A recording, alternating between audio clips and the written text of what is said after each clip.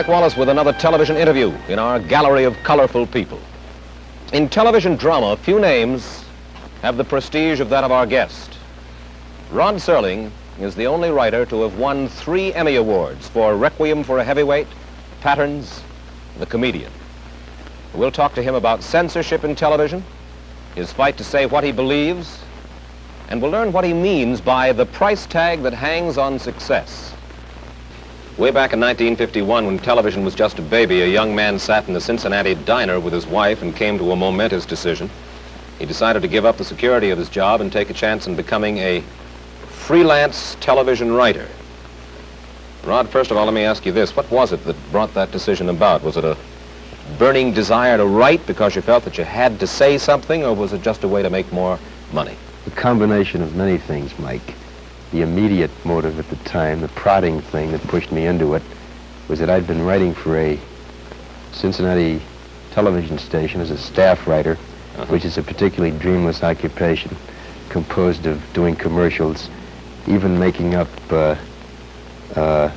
letters of, what do they call it, to plug a product. Somebody has used it. Testimonial? Testimonial letters. As I recall, there was a drug, a liquid drug on the market at the time that could cure everything from arthritis to a fractured pelvis. And I actually had to write testimonial letters. And on that particular day, I just had it. And though I had been freelancing concurrent with the staff job, the best year I'd ever had, I think we netted about $700, which is hardly even grocery money. Yeah. And that one night, we just decided to, sink or swim and go into it. So you came here to New York? Not immediately. We stayed on 6 months, I guess, in Ohio, then came to New York. Started principally in Lux Video Theater, then live and half-hour emanating from New York. I did 11 shows for them, and I was sort of on my way from that point on. And what kind of stuff did you write? Because you said that it wasn't just the money, it was something that you wanted to say that you weren't getting a chance to say in Cincinnati. Well, in those days, Lux Video, as one show, was doing reasonably adult stuff. These, of course, were not Playhouse 90s, nor were they award-winning shows, but they were reasonably mature things that even today stand up pretty well. And I was doing Lux Video, craft theater, the early so-called pioneer days of television, which, of course, are hardly pioneer, but anything over 8 years old is pioneer style in television. You've come a long way since those early days, and perhaps more than any other writer, your name has figured in the classic battle of the, that is, television writer, the battle of the writer to be his own man. What happens when a writer like yourself writes something that he really believes in for television?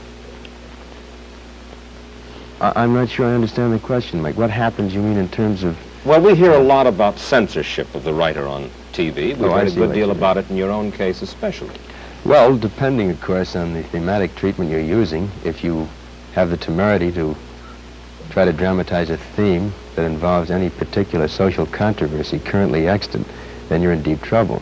For instance? A racial theme, for example. The case in point, I think, a show I did for the Steel Hour some years ago, 3 years ago, called Noon on Doomsday, which was a story which purported to tell what was the aftermath of the alleged kidnapping in Mississippi of the Till Boy, the young Chicago Negro. And I wrote the script using black and white initially. Then it was changed to suggest an unnamed foreigner. Then the locale was moved from the South to New England, and I'm convinced they'd have gone up to Alaska or the North Pole and using Eskimos as a possible minority, except I suppose the costume problem was of sufficient severity not to attempt it. But it became a lukewarm, vitiated, emasculated kind of show. You went along with it, though? All the way. I protested. I went down fighting, as most television writers do, thinking, in a strange, oblique, philosophical way, that better say something than nothing. In this particular show, though, by the time they had finished taking Coca-Cola bottles off the set because the sponsor claimed that this had Southern connotations, suggesting to what depth they went to make this a clean, antiseptically, rigidly acceptable show. Why it bore no relationship at all to what we had purported to say initially. Paddy Chayefsky has talked about the insidious influence of what he calls pre-censorship. How does that work? Pre-censorship is a practice, I think, of most television writers. I can't speak for all of them. This is the prior knowledge of the writer of those areas which are difficult to try to get through. And so a writer will shy away from writing those things which he knows he's going to have trouble with on a sponsorial or an agency level. We practice it all the time. We just do not write those themes which we know are going to get into trouble. Who's the culprit? Is it the network, the sponsor? It sure is not the FCC. No, it's certainly not the FCC, ideally speaking, of course. It's a combination of culprits in this case, Mike. It's partly network. It's principally agency and sponsor. In many ways, I think it's the audience themselves. How do you mean? Well, I'll give you an example. About a year ago, roughly 11 or 12 months ago, on the Lassie show, this is a story usually told by Sheldon Leonard, who was then associated with the show. Lassie was having puppies, and I have two little girls, then aged 5 and 3, who are greatly enamored of this beautiful collie, and they watched the show with great interest, and Lassie gave birth to puppies. And Mike, it was probably one of the most tasteful and delightful and warm things depicting what is this wondrous thing that is birth. And after the show, I think there were many congratulations all around, because it was a lovely show. The sort of thing I'd love my kids to watch, to show them what is the birth process and how marvelous it is. They got many, many cards and letters. Sample card from the Deep South, this was. If I wanted my kids to watch sex shows, I wouldn't have had them turn on that. I could take them to burlesque shows. And as a result of the influx of mail, many of the cards, incidentally, as Sheldon tells it, were postmarked at identical moments, all in the same handwriting, but each was counted as a singular piece of mail. And as a result, the directive went down that there would be no shows having anything to do with puppies, that is, in the actual birth process. Well, obviously, it is this wild lunatic fringe of letter writers that greatly affect what the sponsor has in mind. You can understand the position of the sponsor, can't you? In many ways, I suppose I can. He's there to push a product. He has a considerable stake, thus, in what goes on the air. Most assuredly. And in those cases where there is a problem of public taste, in which there is a concern for eliciting negative response from a large mass of people, I can understand why the guys are frightened. Sure. I don't understand, Mike, for example, other evidences and instances of intrusion by sponsors. For example, on Playhouse 90, not a year ago, a lovely show called Judgment at Nuremberg. I think probably one of the most competently done and artistically done pieces that 90's done all year. In it, as you recall, mention was made of gas chambers. Yeah. And the line was deleted, cut off the soundtrack. And it mattered little to these guys that the gas involved in concentration camps was cyanide, which bore no resemblance, physical or otherwise, to the gas used in stoves. They cut the line. Because the sponsor was... He did not want that awful association made between what was the horror and the misery of Nazi Germany with the nice chrome, wonderfully antiseptically clean, beautiful kitchen appliances that they were selling. Yeah. Now, this is an example of sponsor interference which is so beyond logic and which is so beyond taste. This I rebel against. You've got a new series coming up called The Twilight Zone. You are writing as well as acting executive producer on this one. Who controls the final product, you or the sponsor? We have what I think, at least theoretically anyway, because it hasn't really been put into practice yet, a good working relationship, where in questions of taste, in questions of the art form itself, in questions of drama, I'm the judge, because this is my medium and I understand it. I'm a dramatist for television. This is the area I know. I've been trained for it. I've worked for it for 12 years. And the sponsor knows his product, but he doesn't know mine. So when it comes to the commercials, I leave that up to him. When it comes to the story content, he leaves it up to me. Has nothing been changed in the... We changed in 18 scripts, Mike. We have had one line changed, which again was a little ludicrous, but of insufficient basic concern within the context of the story, not to put up a fight.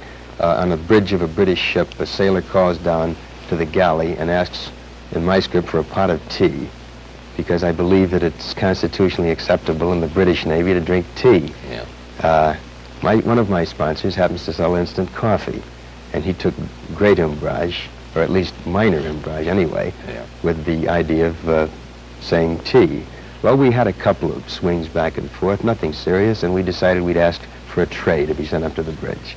But in 18 scripts, that's the only conflict we've had. Well, They've passed They've passed what? I mean, every script Is pre-censorship, though, involved? Are you simply writing easy? In this particular area, no, because we're dealing with a half-hour show, which cannot probe like a 90, which doesn't use scripts as vehicles of social criticism. These are strictly for entertainment. These are pot boilers. Oh, no. I wouldn't call them pot boilers at all. No, these are very adult, I think high-quality, half-hour, extremely polished films. But because they deal in the areas of fantasy and imagination and science fiction and all of those things, there's no opportunity to cop a plea or chop an axe or anything. Well, you're not going to be able to cop a plea or chop an axe because you're going to be obviously working so hard on the Twilight Zone that, in essence, for the time being and for the foreseeable future, you've given up on writing anything important for television, right? Yeah. Again, this is a semantic thing. Important for television, I don't know. If by important you mean I'm not going to try to delve into current social problems dramatically, you're quite right, I'm not. You told Kay Gardella of the New York Daily News this. You said, professionally, I don't think Twilight Zone will hurt me, but I must admit I don't think it'll help me either. I'm stepping out of the line of fire. You've had it as far as trying to beat your brains out. Would you just read me the first two lines, Mike? Professionally, I don't think Twilight Zone will hurt me, but I must admit I don't think it'll help me. I never said that. I'm convinced it'll help me. I have great pride in the show. In 11 or 12 years of writing, Mike, I can lay claim to at least this. I have never written beneath myself. I've never written anything that I didn't want my name attached to. I have probed deeper in some scripts, and I've been more successful in some than others. But all of them that have been on, you know, I'll take my lick. They're mine, and that's the way I wanted them. Somebody asked me the other day if this means that I'm going to be a meek conformist, and my answer is no. I'm just acting the role of a tired nonconformist. And I don't want to fight anymore. I don't want to fight anymore. I don't want to have to battle sponsors and agencies. I don't want to have to push for something that I want and have to settle for second best. I don't want to have to compromise all the time, which in essence is what the television writer does if he wants to put on controversial themes. Well, then why do you stay in television? I stay in television because I think it's very possible to perform a function of providing adult, meaningful, exciting, challenging drama without dealing in controversy necessarily. This, of course, Mike, is not the best of all possible worlds. I am not suggesting that this is at the absolute millennium. I think it's criminal that we're not permitted to make dramatic note of social evils as they exist, of controversial themes as they are inherent in our society. I think it's ridiculous that drama, which by its very nature should make a comment on those things that affect our daily lives, is in the position, at least in terms of television drama, of not being able to take this stand. But these are the facts of life. This is the way it exists. And they can't look to me or Shaefsky or Rose or Gore Vidal or J.P. Miller or any of these guys as the precipitators of the big change. It's not for us to do it. Of course, Shaefsky got out of television. Yeah, he did. And I can't knock that. I think this takes a relative degree of guts to leave a medium that's made you as sociable, as a kind of a household name. Patty was the first guy to kind of lend stature to the television writer. Prior to Patty Shaefsky, most of us were considered to be two-headed hacks who worked around the clock and used boy-girl situations in any one of 5,000 different routine manners. But Patty gave us a stature.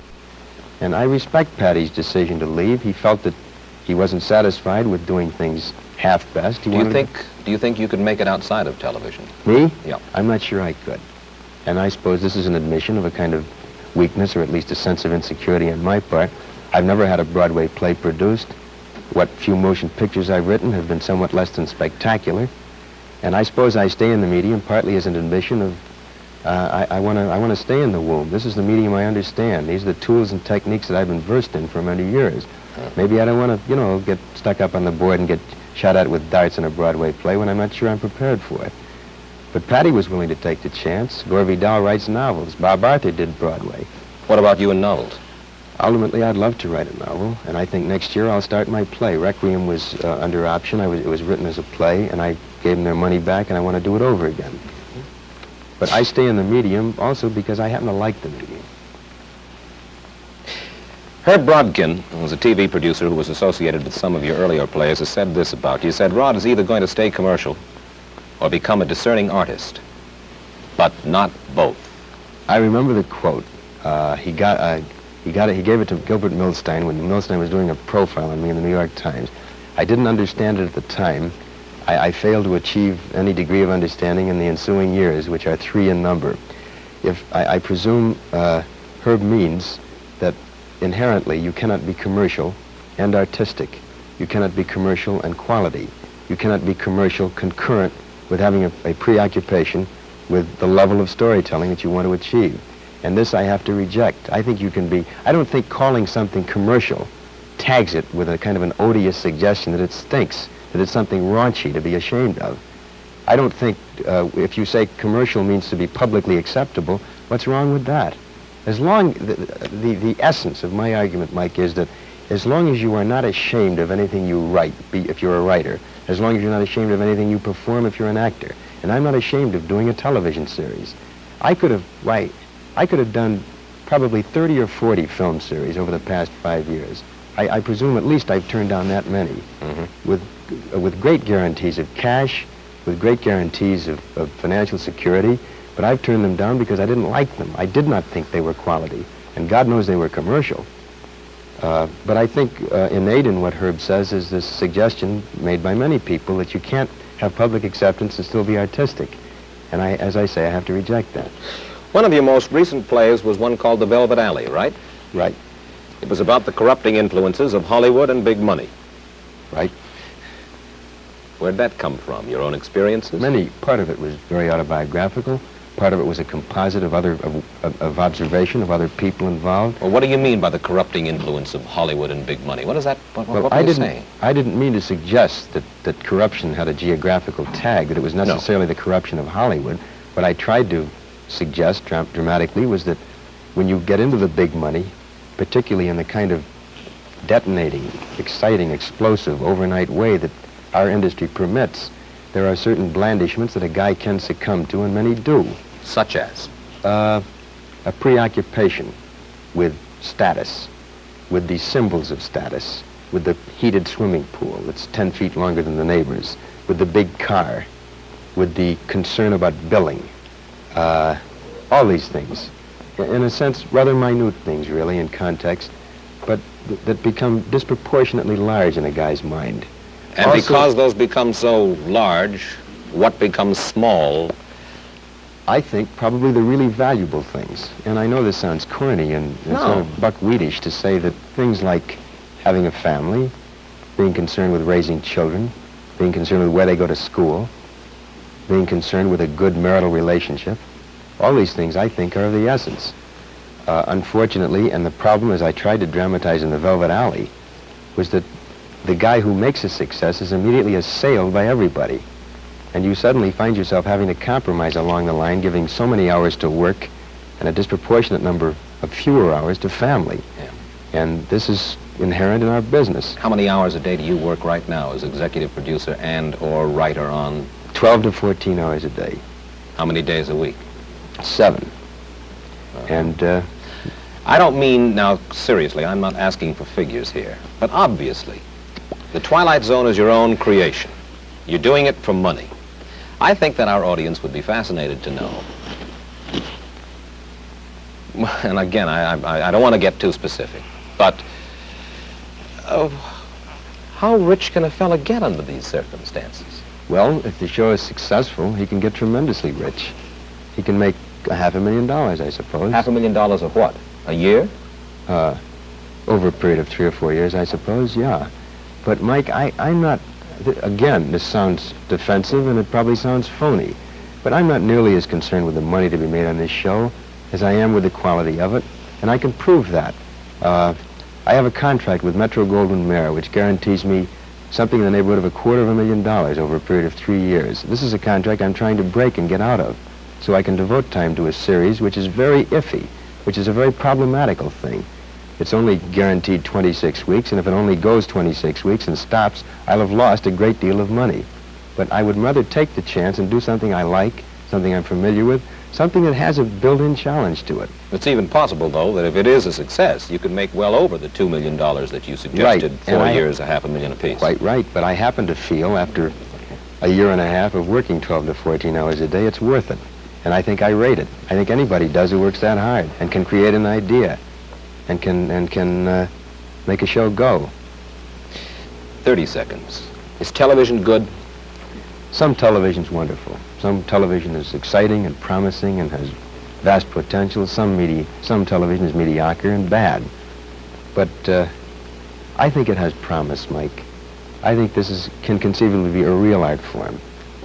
And I stick with it for the reasons I said, and because I think that it can only improve, and can improve tremendously, and I think aims toward that.